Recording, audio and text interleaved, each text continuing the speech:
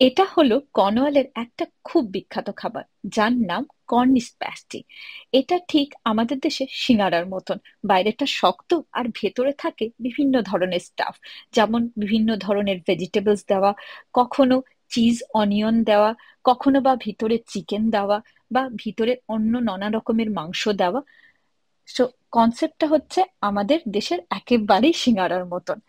1819 শতকে কর্নওয়াল খুব পপুলার ছিল খনিজ সম্পদের জন্য। একসময় বিশ্বের অন্যতম টিন ও কপার মাইনিং এর জন্য এই এরিয়া খুবই বিখ্যাত ছিল। বলা হতো পুরনো সময় খনি শ্রমিকরা এটাকে দুপুরের খাবার হিসাবে নিয়ে যেতেন খনির নিচে। এই পেস্ট্রির মোটা প্রান্ত ধরে তারা ধরে খেতেন, যাতে নোংরা হাত খাবারে না লাগে। আমি নিয়েছি একটু কফি আর একটা চিজ অনিয়ন পেস্ট্রি।